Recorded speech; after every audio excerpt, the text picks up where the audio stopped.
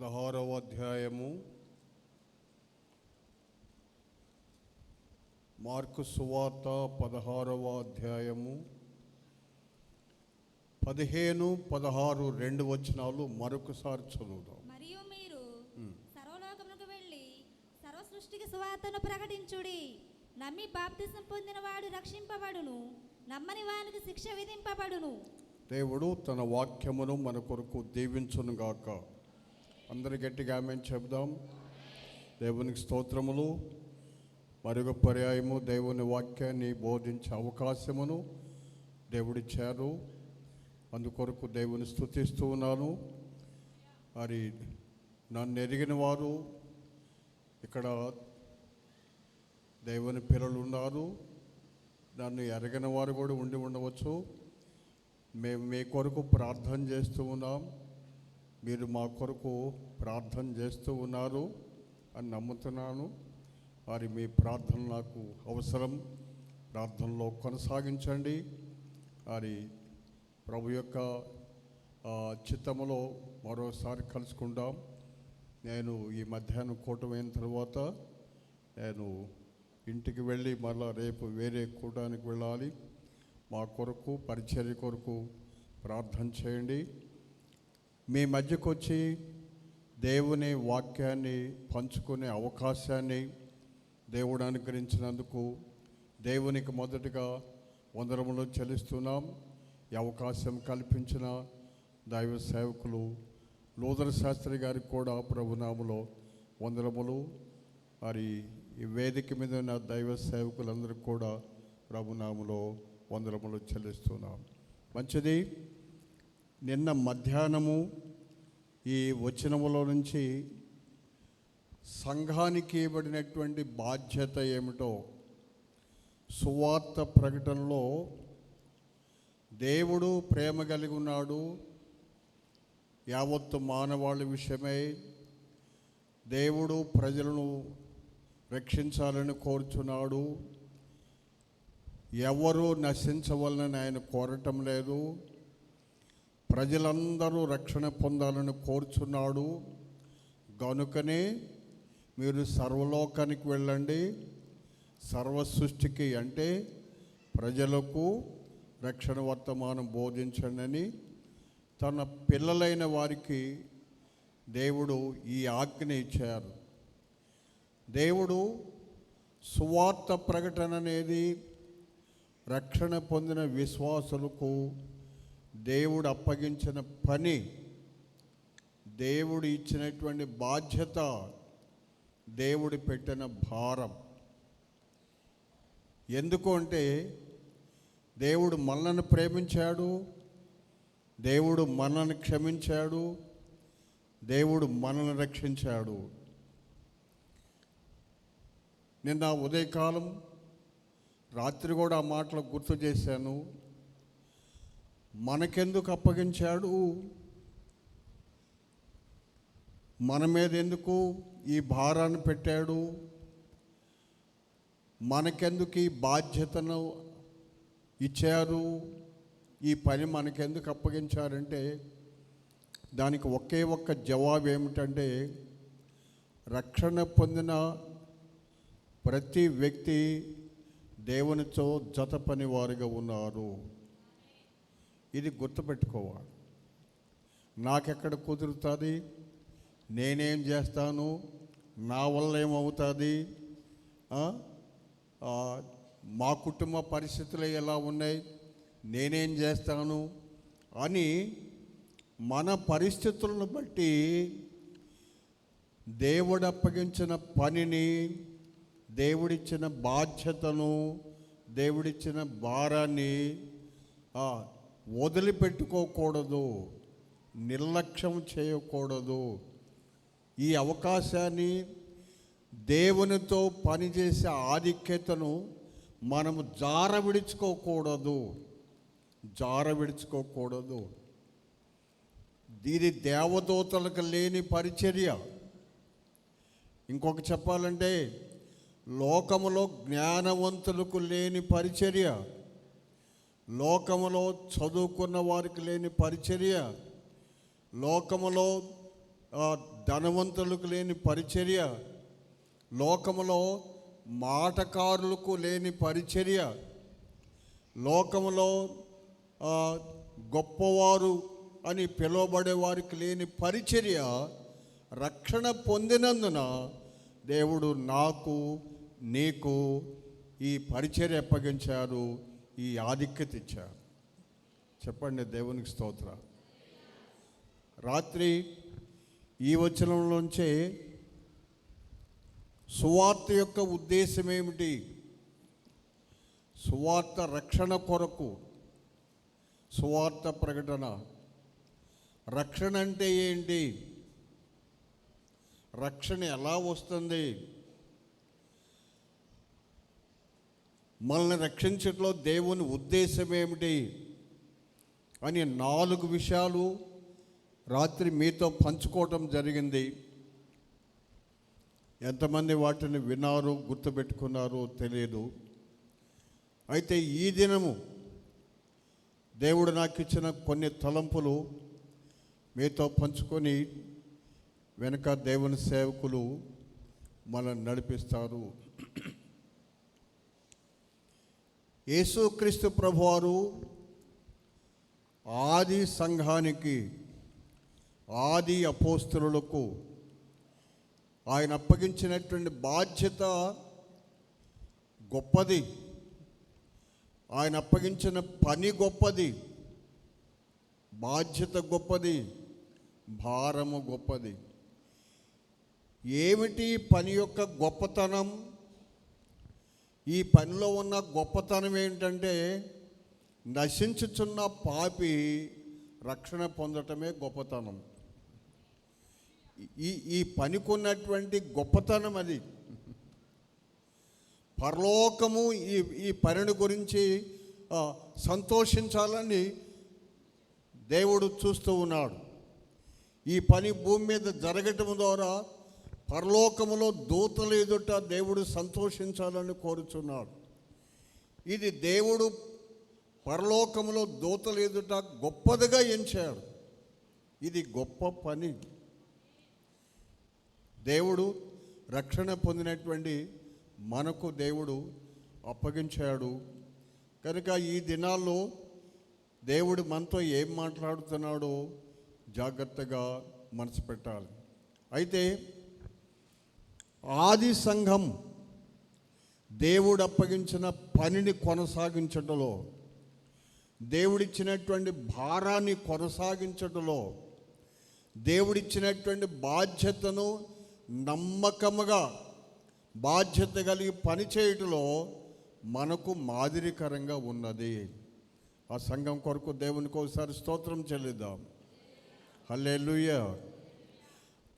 అదే క్రమంలో అనేక మంది దేవుని పిల్లలు దేవుడు వారికి అప్పగించినటువంటి పని విషయంలో, దేవుడు వారికి ఇచ్చిన బాధ్యత విషయంలో, దేవుడు వారికి ఇచ్చిన భారం విషయంలో ఎంతో మరి పనిని జరిగించి వారు మనకు మాదిరికరంగా ఉన్నారు. వారి జీవితాలు మనకెంతో ఆదర్శవంతంగా ఉన్నాయి, మాదిరికరంగా ఉన్నాయనే సత్యాన్ని మనం అంగీకరించాలి. అయితే ఆది సంఘము ఈ పనిని ఎలా కొనసాగించారు,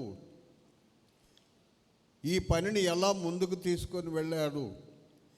సువార్త పని చేసినప్పుడు ఆటంకాలు లేవా?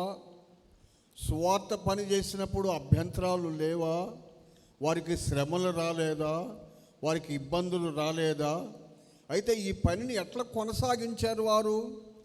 వారు అల్పసంఖ్యాకులు, వారు అనాగరికులు, సామాన్యమైన వ్యక్తులు.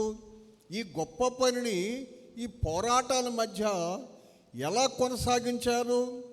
ఇదే కదా ఈ దినాల్లో మేమేం చేయగలము, నేను సామాన్యమైన వ్యక్తిని, నేను ఎట్లా ఈ పని చేస్తాను? నీ కుటుంబాల రక్షణ కొరకు పని చేయటానికే బాధ్యత వహించలేవు. నేను చెప్తే నా భర్త వింటాడా? నేను చెప్తే నా బిడ్డలు వింటారా? నేను చెప్తే నా వీధుల వారు వింటారా? నేను చెప్తే నా గ్రామంలో ఉన్నవారు వింటారా? నేను చేస్తే దేశ ప్రజలు మారతారా? నేను అంతటి దాన్నా, నేను అంతటి వాడునా, దేశం కొరకు ప్రార్థన చేసి అంతటి వాడునా అని అక్కడ ఆగుతారు. నేను పదే పదే చెప్పేది ఏంటంటే, నీవెంతటి వాడు అంటే నువ్వు దైవంతో జత పనివారిగా ఉన్నావు. అదే అర్హత ముందుకెళ్తానికి. నీకు దేవుడు ఆధిక్యత ఇచ్చాడు కనుక నేనెంతటి వాడును, నేనెంతటి దానని అనేకి నీవు ఇంతటి దానవని దేవుడు మాట్లాడుతున్నాడు. అది నీవు ఇంతటి వాడవు అంటే నాతో కలిసి పని చేసే ఆధిక్యత కలిగిన గొప్ప వ్యక్తివి నీవు. కనుక ఒక విశ్వాసి తన స్థితి గుర్తించాలి. తన స్థానాన్ని గుర్తించకపోతే దేవుని పనికి ఆటంకము కలుగుతున్నది. ఆత్మల రక్షణ కార్యము ఆలస్యమైపోతుంది. సంఘ ఉజ్జీవ ఆలస్యమైపోతుంది. దేవుని రాజ్యం, దేవుని పని కుంటుబడిపోతుంది.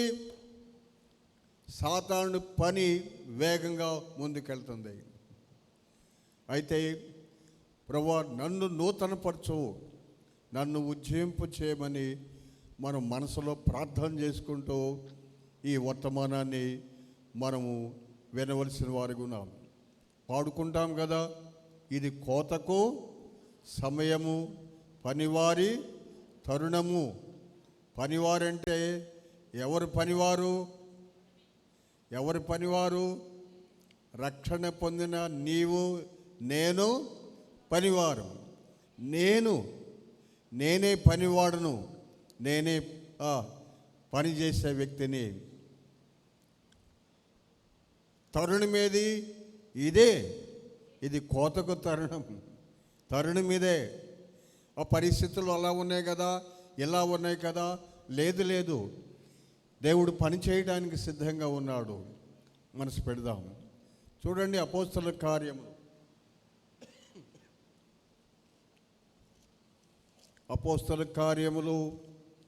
8వ అధ్యాయము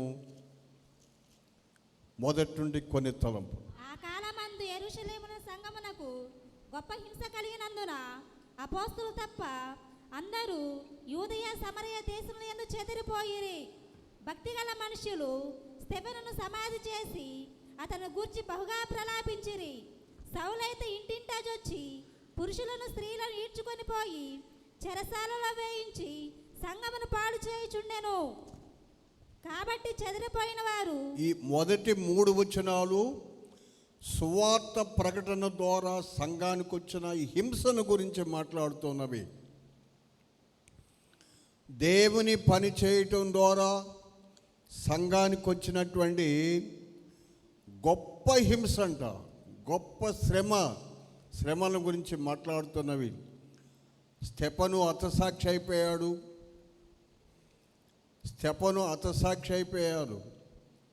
స్తెఫను ఎట్లా చంపారు? అబద్ధ సాక్షులను పెట్టి ఇతడు దేవుని దూషించాడని చంపించారు. ఆది సంఘము హతసాక్షులను ఎదుర్కొనుట లేక హతసాక్షులు కలిగినటువంటి పరిస్థితులను ఎదుర్కొనుట ఆది సంఘానికి ప్రారంభం నుంచి అలవాటే. ఆది సంఘానికి ఇది అలవాటే.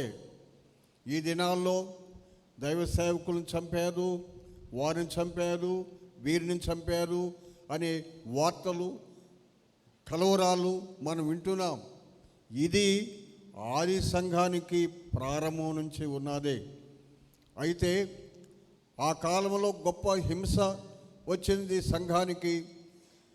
సంఘంలో ఉన్న విశ్వాసులందరూ చెదిరిపోయారు, దైవ సేవకులు ఉన్నారు. అయితే 4వ వచనం ఏం మాట్లాడుతున్నది? కాబట్టి చెదిరిపోయిన వారు సువార్త వాక్యమును ప్రకటించుచు సంచారము చేసిరి. అంటే ఆది సంఘస్థులు హింస మీద దృష్టి పెట్టలేదు. పరిస్థితుల మీద దృష్టి పెట్టలేదు, ఉన్నటువంటి గందరగోళం మీద దృష్టి పెట్టలేదు, వారు పని మీద దృష్టి పెట్టారు. వారు సువార్త పని మీద దృష్టి పెట్టారు. ఎవరు యేసుక్రీస్తు సువార్తకు సాక్షులుగా ఉండగలరు?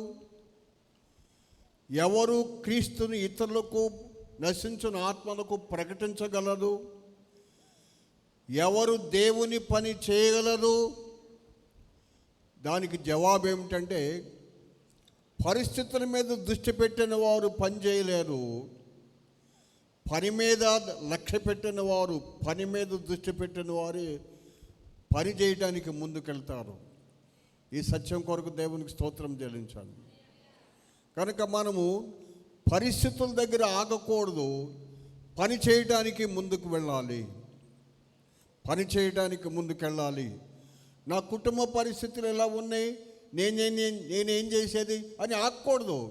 నా భర్త పరిస్థితులు ఎలా ఉన్నాయి, నా పిల్లల పరిస్థితులు ఎలా ఉన్నాయి, మా వీధిలో పరిస్థితులు ఎలా ఉన్నాయి, మా గ్రామంలో పరిస్థితులు ఎలా ఉన్నాయి, మరి యేసుక్రీస్తుని గురించి ఎట్లా చెప్పాలి, పరిస్థితులు ఇట్లా ఉన్నాయి అని వాటిని దగ్గర ఆగకూడదు, వాటిని గురించి మాట్లాడుకోకూడదు. వాటిని దేవునికి వదిలేసేయాలి. దేవుడు మనకు అప్పగించింది ఏందో మనం ఎరగాలి. దేవుడు మనకిచ్చినటువంటి బాధ్యత ఏంటో మనం గుర్తించాలి.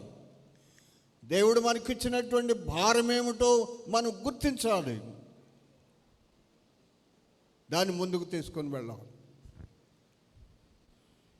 ఏమి రాయబడింది అక్కడ?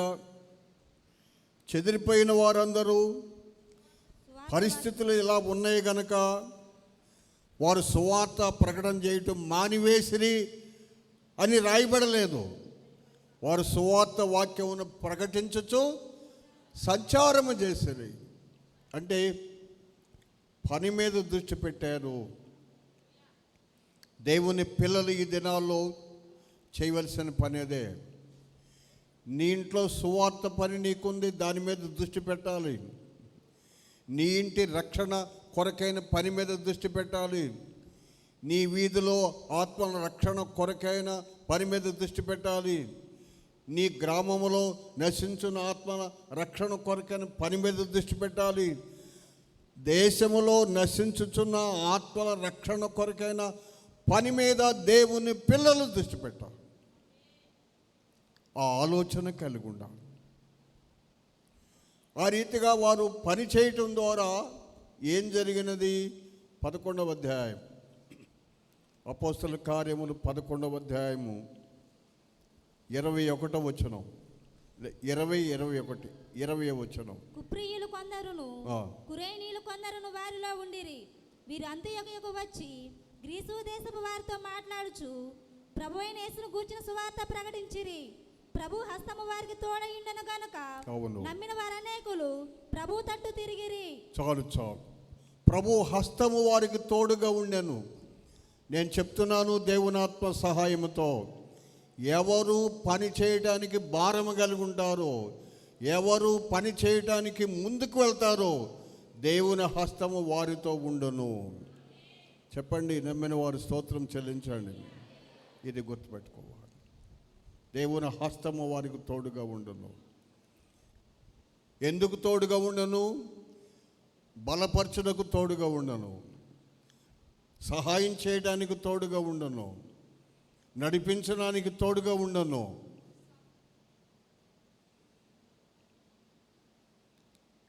మనం పరిస్థితుల దగ్గర ఆగితే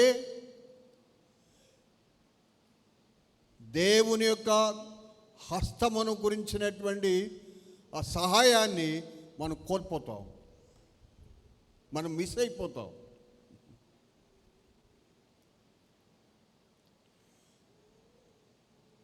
దేవుడు పనిచేసే వారికి తోడుగా ఉండాలని కోరుచున్నాడు. ఆది సంఘము చేసినటువంటి పని అది. ఇప్పటికి కూడా, ఈ సమయంలో కూడా, ఈ దినాల్లో కూడా ఎవరైతే క్రీస్తు కొరకు జీవించాలని కోరుతారో, క్రీస్తుకు సాక్షులుగా జీవించాలని కోరుతారో, క్రీస్తు సువార్తను ప్రకటించాలని కోరుతారో, దేవుని రాజ్యం కట్టబడాలని కోరుతారో, దేవుని పని జరగాలని కోరుకుంటారో, దేవుని హస్తము వారికి తోడుగా ఉండి వారికి సహాయం చేయను. దేవునికి మహిమ కలుగును గాక. రెండోది, ఎవరు దేవుని పని చేస్తారు?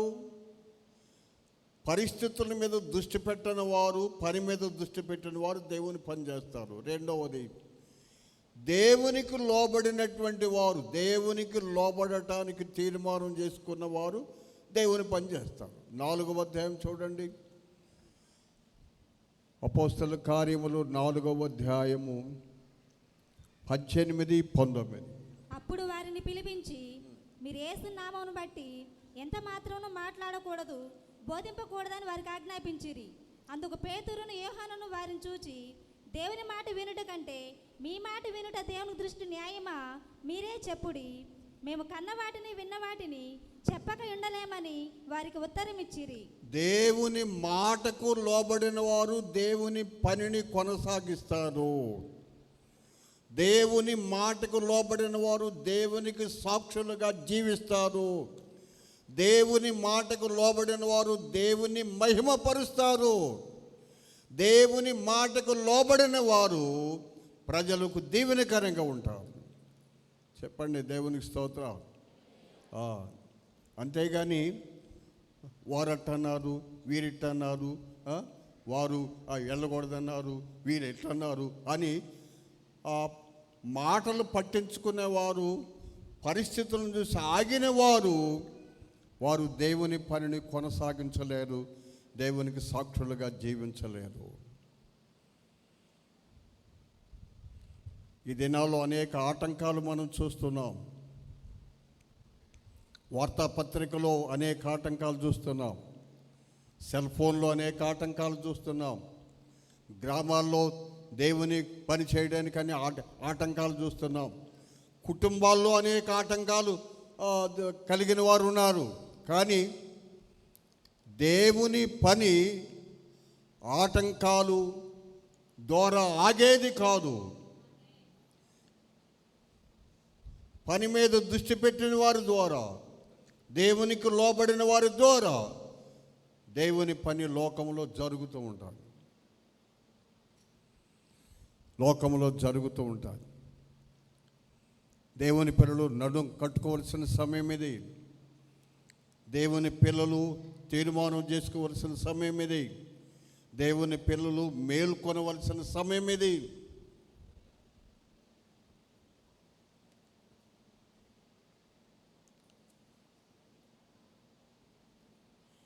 ఇంకా ఎవరు దేవుని పనిని కొనసాగిస్తారు? ఎవరు దేవుని మీద ఆధారపడతారో వారు ఈ దేవుని పనిని కొనసాగిస్తారు. చూడండి, అదే అధ్యాయము 23-24 వచ్చిన. వారు విడుదల నొంది తమ స్వజనుల ఎద్దకు వచ్చి ప్రధాన యాజకులను పెద్దలను తమతో చెప్పిన మాటలన్నిటిని వారికి తెలిపిరి. వారు విని ఏక మనసుతో దేవునికి ఇట్లా బిగ్గరగా మొరపెట్టిరి. అంటే ప్రార్థన చేశారు, దేవుని మీద ఆధారపడ్డారు, దేవుని పని ఆగకూడదని ప్రార్థన చేస్తున్నారు, ధైర్యం కొరకు ప్రార్థన చేస్తున్నారు, దేవుని పని కొనసాగాలని ప్రార్థన చేస్తున్నారు, ప్రజలు స్వస్థత పడాలని ప్రార్థన చేస్తున్నారు, రోగులకు స్వస్థత కలగాలని, పాపులు రక్షణ పొందాలని, దయ్యాలు పెట్టిన వారు విడుదల పొందాలని, యేసుక్రీస్తు నామములో అద్భుతములు జరగాలని, ఆటంకాల దగ్గర ఈ కార్యాలు ఆగిపోకూడదని వారు ప్రార్థన చేస్తున్నారు. కనుకనే ఏం జరిగింది అక్కడ? 31వ వచనం. వారు ప్రార్థన చేయగానే వారు కూడి ఉన్న చోటు కంపించెను. అప్పుడు వారందరూ పరిశుద్ధాత్మతో నిండిన వారై దేవుని వాక్యం ధైర్యముగా బోధించిరి. ఆపలేదు అన్నమాట. ఆపలేదు. దేవుని వాక్యాన్ని ధైర్యంగా బోధించరి. దేవుని మీద ఆధారపడిన వారు, ప్రభువా నువ్వు పని చేయడానికి నువ్వు సిద్ధంగా ఉన్నావు, యేసునామంలో రోగులు స్వస్థపడే సమయం ఇది. యేసుక్రీస్తు నామములో తండ్రి, నీవు అద్భుతమైన కార్యాలు చేయడానికి సిద్ధంగా ఉన్నావు అని ఎవరు గుర్తించి దేవుని పని జరగటానికి గృహాలలో, వీధుల్లో, గ్రామాల్లో, దేశంలో, ప్రపంచంలో దేవుని పని జరగటానికి ప్రార్థన చేస్తారో వారి ద్వారా దేవుడు తన పనిని జరిగించుకుంటాడు, తన సేవకులను బలపరుస్తాడు, దేవుడు కార్యాలు చేస్తాడు. దేవునికి మహిమ కలుగును గాక. నేను ఇప్పటికి 3 విషయాలు చెప్పాను. దేవుని పని ఎవరు చేస్తారు, దేవుని పని మీద ఎవరు దృష్టి పెడతారో పరిస్థితులు కాక వారు దేవుని పని చేస్తారు. రెండవది, దేవునికి లోబడిన వారు దేవుని పని చేస్తారు. మూడవది, దేవుని మీద ఆధారపడిన వారు, ప్రార్థన చేసిన వారు దేవుని పని చేస్తారు. వినండి, దేవుని పనిని ఏ శక్తి భూమి మీద ఆపలేదు. ఒకసారి చప్పట్లు కొడదాం, దేవుని గణపడతాం. ఏ అధికారము, ఏ శక్తి, ఏ వ్యక్తి దేవుని పనిని భూమి మీద ఆపలేడు. ఇంకొక విధంగా చెప్పాలంటే, దేవుని పని ఆగిందంటే, వినండి, దేవుని పని ఆగిందంటే దేవుని పిల్లలు పని చేయకుండా నిద్రపోవటమే. ఎవరు చేశారు ఈ పని? పని చేయకుండా నిద్రపోయిన ఒక వ్యక్తి ఉన్నాడు బైబిల్లో. ఎవరైనా పని చేయమంటే నిద్రపోతున్నాడు, గాఢ నిద్ర. ఎవరైనా జేమ్స్ గారు చెప్తారు. యోనా.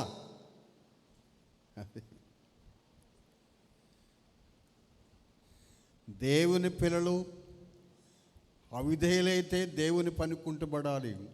దేవుని పిల్లలు విధేయులైతే దేవుని పనిని భూమి మీద ఎవరు ఆపలేరు.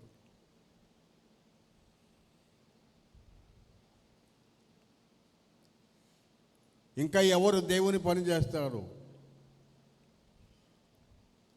దేవుని శక్తి, ఆత్మశక్తి కొరకు ప్రార్థన చేసిన వారు దేవుని పని చేస్తారు. యేసుప్రభువు వారు చెప్పారు, మీరు పరిశుద్ధాత్మ శక్తి కొరకు ప్రార్థన చేయండి అని శిష్యులతో చెప్పారు. శిష్యులు సంఘాన్ని కలుపుకొని ఇంచుమించు 120 మంది పరిశుద్ధాత్మ శక్తి కొరకు వారు ప్రార్థన చేశారు పని చేయటానికి. ఏం జరిగింది? పేజీ తిరగవేస్తే 2వ అధ్యాయం అపోస్తలుల కార్యములు, లేక 1వ అధ్యాయం 14 వచనం చదవండి ఒకసారి. వీరందరూ వీరితో కూడా కొందరు స్త్రీలను, యేసు తల్లి అయిన మరియయు ఆయన సహోదరులను ఏక మనసుతో ఎడతెగక ప్రార్థన చేయుచుండిరి. ఎందుకు? ఈ ప్రార్థన యొక్క ఉద్దేశం ఏంటంటే పని చేయటానికి పరిశుద్ధాత్మ శక్తి కొరకు.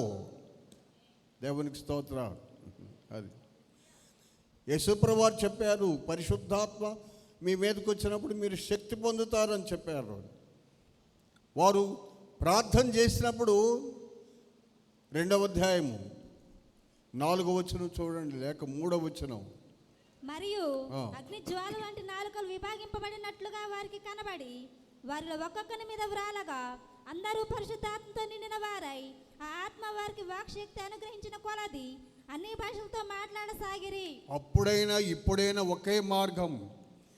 ఎవరు దేవుని ఆత్మ నడిపింపు శక్తి కొరకు ప్రార్థన చేస్తారో వారు సేవకులైనా వారు సామాన్యమైన వ్యక్తులైనా దేవుడు వారిని తన పని చేయడానికి బలపరుస్తాడు, శక్తినిస్తాడు, వరాలు ఇస్తాడు దేవుడు. అంతేగాని తప్పుకునే వాళ్ళకి ఏముండదు, నిలబడే వాళ్ళకి అన్నీ. తప్పుకోవటం అంటే నాకెక్కడ కుదురుతుంది, నేనేం చేస్తాను, నా కుటుంబం ఏంటి, నా బిడ్డలేంటి, తప్పుకునే వారి కాదు, నిలబడేవారి పక్షంగా దేవుడు ఉంటాడు. నిలబడేవారికి ఆయన హస్తం తోడుగా ఉంటుంది, నిలబడేవారికి ఆయన ఆత్మశక్తి తోడుగా ఉంటుంది, నిలబడేవారికి ప్రభు సహకారుడిగా ఉండి పనిచేస్తాం.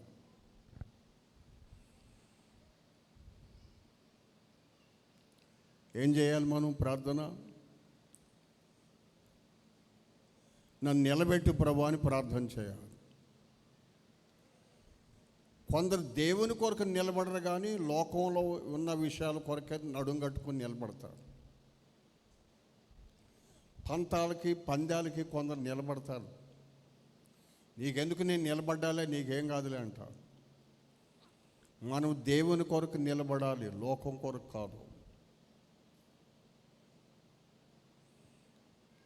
ప్రార్థించిన వారికి పరిశుద్ధాత్మ శక్తి ఈనాటికి అందుబాటులో ఉంది దేవుని పని చేయటానికి.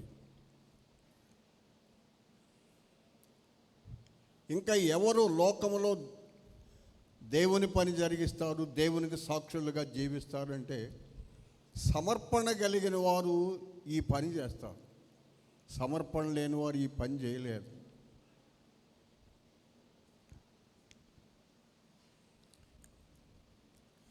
ఒక సేవకుడు, ఆయన భద్రాచలంలో సేవ చేస్తున్నాడు. 50 సంఘాలు కట్టాడు. ట్రైబల్స్ మధ్య 35 సంఘాలు ఉన్నాయి. ఇంకా సుగాలి కాలనీలో సంఘాలు ఉన్నాయి. సుగాలి తెగలు, లంబాడి దండలో పరిచర్యలో నేను 3 రోజులు ఉన్నాను. కొంతకాలం క్రితము చిలకలూరుపేట చేయమన్నాడంటే, అప్పగించుకొన్న వ్యక్తిని దేవుడు వెయిటింగ్ లిస్టులో పెడతాడంట. నువ్వు అప్పగించుకున్న తర్వాత లైన్లో కొద్దుకొని అంటాడంత. అప్పగించుకున్న వాడిని దేవుడు బలపరిచి వాడుకుంటాడంట. నీవు కూడా ఈ దినము నిన్ను నీవు దేవునికి అప్పగించుకుంటే నీ పరిస్థితులు ఏమైనా సరే, నీ ఇంట్లో దేవుడు నిన్ను సాక్షిగా వాడుకుంటాడు, నీ వీధిలో దేవుడు నిన్ను సాక్షిగా వాడుకుంటాడు, నీ గ్రామంలో నిన్ను సాక్షిగా వాడుకుంటాడు. దేవునికి స్తోత్రం. అపోస్తలుల కార్యములు 20వ అధ్యాయం 19వ వచనం. యూదుల కుట్ర వలన నాకు శోధనలు సంభవించినను కన్నీళ్లు విడుచుచు పూర్ణమైన వినయభావముతో. ఒక్క నిమిషం.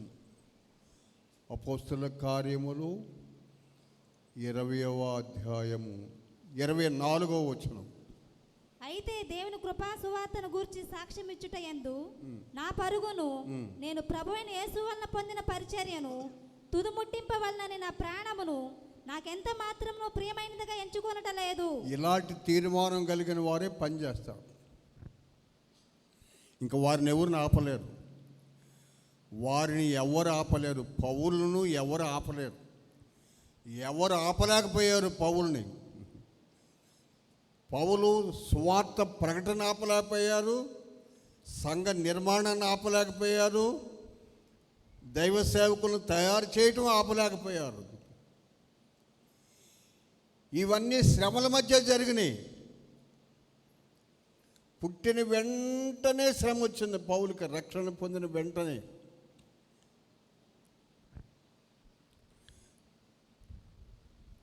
ఆయన ప్రభు కొరకు హతసాక్షి వరకు దేవుని పని కొరకు వెనకాడలేదు. నా ప్రాణము నాకెంత మాత్రము ప్రియమైనదిగా ఎంచుకొనటం లేదు.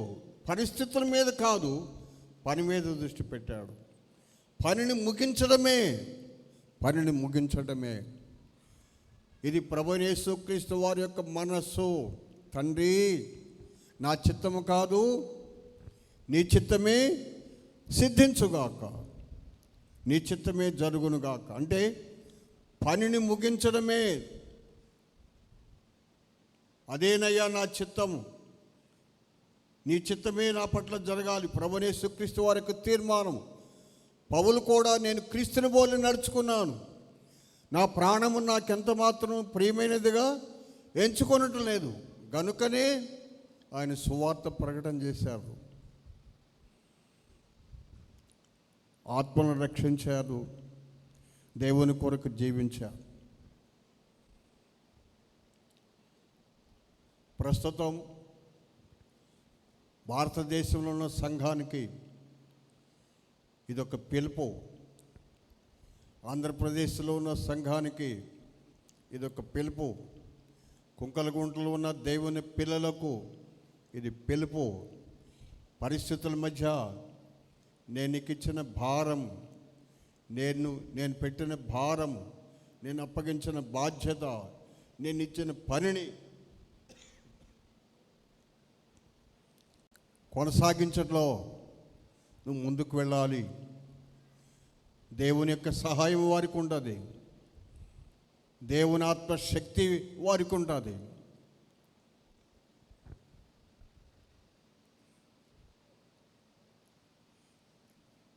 దేవుడు వారికి తోడుగా ఉండి పనిచేసేవాడుగా ఉంటాడు. కనుక దేవుని పిలుపును మనం గ్రహిద్దాం.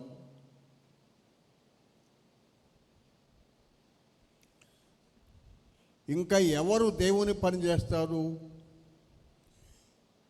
ఇలాంటి పనిని కొనసాగించేవారు ఎవరంటే, ఎవరైతే ప్రజలకు వారిని వారు దాసులుగా చేసుకుంటారో వారు కొనసాగిస్తారు. ఈ పని పౌలు అంటాడు కదా, కొరింథీయులకు రాసిన మొదటి పత్రిక 9:19, అనేకులను సంపాదించుకోవటానికి నన్ను నేను దాసునుగా చేసుకొనుచున్నాను. కొందరు బైబిల్ సంకన పెట్టుకొని మందిరానికి వస్తారు, అయిపోయిన వెంటనే బైబిల్ సంకన పెట్టుకొని వెళ్తారు. ప్రక్కన ఎవరు కూర్చున్నారో తెలియదు వాళ్ళకి. ప్రక్కన వాళ్ళని చూసి చిరు నవ్వుతో కొంచెం పలకరించరు, వాళ్ళ ఏదో పోయినట్టు పక్కమట కూడా చూడరు. ఒకవేళ సెకండ్ ఇచ్చినా తీసుకోరు, ఏదైనా అంటుకుంటుందేమోనో అని వాకిట్లను దులుపుకొని వెళ్ళిపోతారు. కొందరు ఏమంటారంటే, నాకెవరితో సంబంధం ఉండదు, నేను వెళ్తాను, మందిరంలోకి వెళ్తాను, కూర్చొని దైవ సేవకులు కొందనాలు చెప్తాను, వాక్యం వింటాను, వస్తాను, ఇంకెవరితో నాకు సంబంధం ఉండదు. ఎట్లుండదు ఇది? పలానా అమ్మాయిని పిలిచామంటే మా ఇంట్లో పిలవటానికి, పెళ్ళి అయితే ఇంటింటికి పిలుస్తాం, లారీ ఒకటి పెట్టి ఇంటింటికి 2-3 సార్లు తిరిగి లారీలు ఎక్కిస్తాం. మరి కూటానికి ఏమైనా బొట్టు పెట్టి పిలవటానికి మా ఇంట్లో పెళ్ళి అంటారు. దేవుని పని ఎవరు చేస్తారు? ఎవరు తగ్గించుకుంటారో, ఎవరు పక్కింటికి వెళ్ళటానికి తగ్గించుకుంటారో, ఎవరు మనుషుల దగ్గరికి వెళ్ళటానికి తగ్గించుకుంటారో, మనుషులతో మాట్లాడటానికి తగ్గించుకుంటారో, 1-2 సార్లు పిలవటానికి తగ్గించుకుంటారో వారు ప్రజల కొరకు పనిచేస్తారు, ప్రజలను దేవుని కొరకు సంపాదిస్తారు. దేవునికి స్తోత్రం. కొందరు ఎక్కడికి వచ్చినా వారంతా వాళ్ళే ఉంటారు, సంఘంతో వారిని వారు ఏకీభవించుకోరు. నాదొక స్పెషల్ అన్నట్టు అన్నమాట. యేసు ప్రభువారు ఆయన మనతో ఐక్యపరచబడ్డాడు. ఆయన మనలో ఒకని వంటి వాడుగా అయ్యాడు. మనతో సహానుభావం కలిగిన వ్యక్తిగా ఉన్నాడు. ప్రభువు మనకు మాదిరి. నేను ముగించుచున్నాను. ఎవరు ఈ పని చేస్తారు అనేది ఈ దినం దేవుని వాక్య వెలుగులో ధ్యానం చేశాం. రక్షణ పొందాలని దేవుడు కోరుచున్నాడు. రక్షణ పొందిన వారు ఆయనతో జత పనివారు ఉండి ఆయనతో కలిసి ఆత్మల రక్షణ కొరకు పనిచేయాలని, సంఘ స్థాపన కొరకు పనిచేయాలని దేవుడు వెతుకుచున్నాడు, దేవుడు కోరుచున్నాడు. రాత్రి చెప్పాను, ఏ కాలంలోనైనా, ఏ దేశంలోనైనా, ఏ స్థలములోనైనా, ఏ వ్యక్తుల ద్వారా అయినా దేవుడు తనతో సహకరించే మనసు కలిగి ఉంటే ఆయన తన కార్యాలు జరిగిస్తాడు, ఆయన తన పని జరిగిస్తాడు. ప్రభువా, నన్ను నేను సమర్పించుకుంటున్నాను, నీ కొరకు జీవించడానికి. మనకుంది ఒక్క జీవితం. ఇప్పటికే చాలా సంవత్సరాలు గడిచిపోయినవి, చాలా సంవత్సరాలు స్పీడ్గా వెళ్ళిపోయినవి. మనకుంది ఒక్క అవకాశం. రేపు మంద కాదు, ఈ దినమే అవకాశం. దేవుని పిలుపుకు లోబడదాం, దేవునికి సమర్పించుకుందాం, దేవునితో కలిసి పని చేయడానికి తీర్మానం చేసుకుందాం. దైవ సేవకులను గుర్తు చేశారు, మనం చేసే పని తాత్కాలికమైనది కాదు, అది నిత్యమైనది. దేవుని పని తాత్కాలికమైనది కాదు, మరియు దేవుని పని ఫలితము లేనిది కాదు. పరలోకమందు వారికి బహుమానాలు ఉంటాయి. దేవునికి స్తోత్రం. ఖచ్చితంగా పౌలు అంటాడు కదా, మీరే మా అతిశయము, మీరే నా ఆనందము, మీరే నా కిరీటం. అవును, తప్పక బహుమానాలు ఉంటాయి. బిల్లీ గ్రేహం గారిని గురించి దేవుడు పిలిస్తే బిల్లీ గ్రేహం గారిని ప్రభువులోకి నడిపించిన ఒక మిషన్ కుట్టుకునే వ్యక్తి టైలరు బిల్లీ గ్రేహం గారికి ముందు ఉండాలి. ఆయనే 16 సంవత్సరాల వయసులో ఉన్న బిల్లీ గ్రేహం గారిని టైలరింగ్ చేసుకోవటానికి వెళ్తే, షర్టు కుట్టించుకున్నట్టు వెళ్తే ఆ వ్యక్తి ప్రార్థన చేసి మీటింగ్లు తీసుకెళ్ళి ప్రభువులోకి నడిపించాడు. అలాంటి వ్యక్తులు ఒకవేళ రిచర్డ్ వరంబ్రాణి గారి గురించి 14 సంవత్సరాలు కమ్యూనిస్టు దేశాల్లో జైలు చేశాడు అని పరలోకంలో గొప్పగా చెప్పవలసి వస్తే, ఆయనకు ముందుగా రుమేనియా దేశంలో ఒక వడ్రంగి పనిచేసుకొని వృద్ధాప్యంలో ఉన్న వ్యక్తి ముందు పెట్టాలి. ఆయన ప్రార్థన చేశాడు, ఒక యూదుడి ఆత్మ నాకు ఈ ప్రభువా, ఈ వృద్ధాప్యంలో నీ కొరకు సంపాదిస్తానని ప్రార్థన చేశాడు. అట్లే మనం భారం కలిగి ఉంటే, ఏ వయసులో ఉన్నా సరే, ఏ పరిస్థితుల్లో ఉన్నా సరే, మనం ఏ స్థితిలో ఉన్నా సరే, మన జీవితంలో గొప్ప కార్యాలు చూస్తాం, గొప్ప పనిని భూమి మీద దేవుడు జరిగిస్తాడు, గొప్ప ఫలితాలు చూస్తాం. ఆ విధమైన కృప దేవుడు మనకు అనుగ్రహించి నడిపించును గాక. ఆమె తల వంచి కళ్ళు మూసుకొని ప్రార్థన చేసుకుందాం.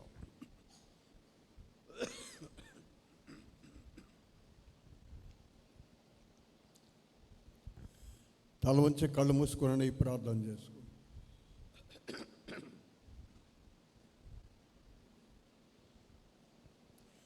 ప్రేమగల తండ్రి, వందనములు చెల్లిస్తున్నాం నాయన. విత్తబడిన వాక్యమునకు నీరు కట్టండి. ఈ మాటలు మీ బిడ్డలు గ్రహించడానికి, వాటిని వారి జీవితంలో అన్వయించుకోవడానికి, నాయన అనుసరించడానికి, నాయన నీ మహిమ కొరకు జీవించడానికి మీరే కృప చూపించండి. నేను వెనుకున్న సమయం ఈ దాస్తుని మీ హస్తాలకు అప్పగించుకుంటూ యేసు నామములో వేడుకొంచున్నాము తండ్రి. ఆమేన్. ఆమేన్. ఆమేన్. ఓకే, మీరు కూర్చో. లైవ్ ఆపేశారా? ఆపేసి